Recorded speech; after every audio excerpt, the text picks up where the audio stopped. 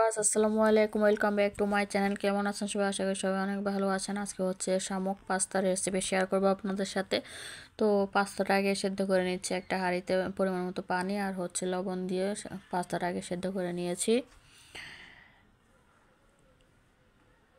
তো এখানে হচ্ছে গরু মাংস ভালো করে আমি রান্না করে নিয়েছি। এখানে হচ্ছে মাংসটাকে আগে হচ্ছে রসুন বাটা, আদা বাটা দিয়ে ভালো করে ম্যারিনেট করে রেখেছিলাম। তারপরে হচ্ছে রান্না করে নিয়েছি। তো পরিমাণ মতো পেঁয়াজ কুচি, মরিচ কুচি দিয়ে ভালো করে কষিয়ে রান্না করে নিয়েছি। পানিটা একদম যখন শুকিয়ে এসেছে, তেলটা যখন ছেড়ে দিয়েছে, একদম মাংসটা সেদ্ধ হয়ে গেলে দিয়ে দিব 1 কাপ পরিমাণ টমেটো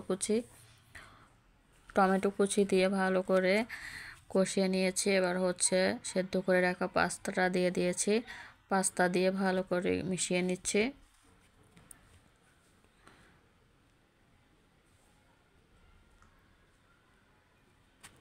ভালো করে মিশিয়ে রান্না করে নিতে হবে। এবার দিয়ে দিচ্ছি টমেটো সস। আপনারা চাইলে টমেটো সস স্কিপ করতে পারেন। তো দেখো আমার পাস্তা রান্না একদম রেডি। কালারটাও অনেক সুন্দর হয়েছে। এভাবে আপনারা বাড়িতে বানিয়ে খেয়ে দেখবেন, আশা করি ভালো লাগবে। ভালো লাগলে প্লিজ চ্যানেলটি সাবস্ক্রাইব করে লাইক কমেন্ট করে পাশে থাকবেন।